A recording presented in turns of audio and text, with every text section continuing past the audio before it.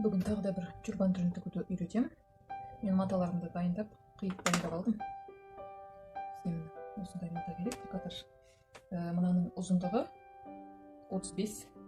Бұны былай екі бүктейміз. Біздің бас жағымыз болады. Ал ені 24. Ені 24. Былай екі бүктегенде 24.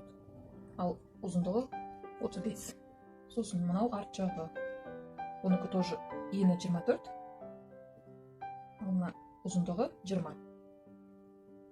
Сосын осындай домалақ қиып алдым. Бұл бас жағы болады, төбесі. Төбе жағында. И мынандай тоже кішкентай мата қиып алдым. 7 ені, ал ұзындығы 12. Осындай резинка керек болады еще. Арт жағына саламыз ғой, мына жаққа саламыз резинканы. Сол үшін резинка қанша бізде? 2 сантиметр, 2,5 сантиметр. Міне, тура осы жерден былай тігіп шығамын қазір машинкамен. 3 сантиметр аламын, мен сонда мына 2,5 болса 3 сантиметр тігіп шығамын. Міне мен резинкамды салып алдым. Салып, былай мына екі жерінен тігіп қойдым, резинка шығып кетпес үшін. Енді былай мына екеуін қосып тігеміз.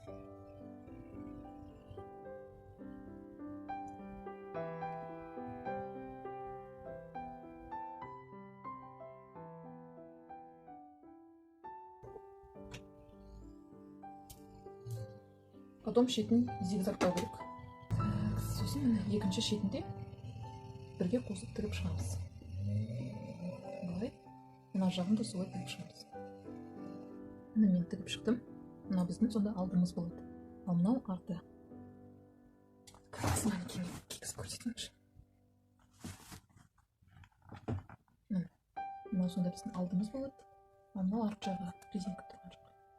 Енді мына домалақ қиып алдық қой дөңгелек болып. Соны мына жаққа әкеп, былай тігіп аламыз. Бірінші булавкамен қадап аламыз. Негізі көктеп алған дұрыс. Мына жақтан бастаймыз бірінші. Былай. Булавкамен қадап аламыз. Потом сутігіспен тігіп шығамыз. Осылай булавкамен қадап алдым мен.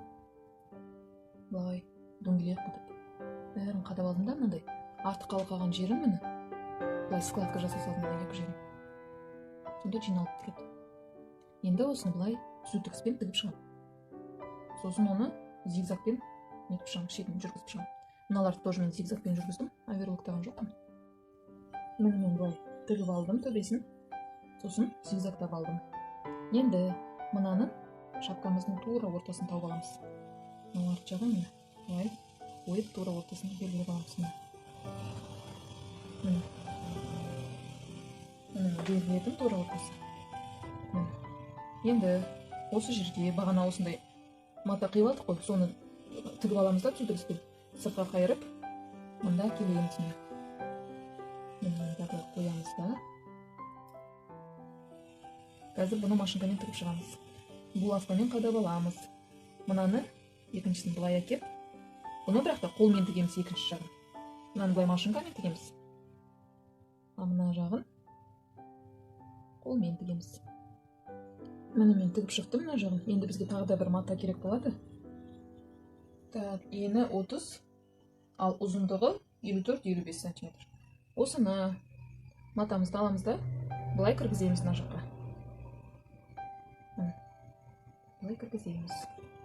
Мына жағын енді былай сборка жасап, до конца былай сборка жасап тігіп аламыз машинкамен. Былай жинап тігіп аламыз. Бірінші булавкамен қадап аламыз былай. Көктеп алса да болады. Міне мен тігіп шықтым. Жинап сборка жасап тігіп шықтым. Енді көрейік қалай тұратынын. Манекен көрсетейін.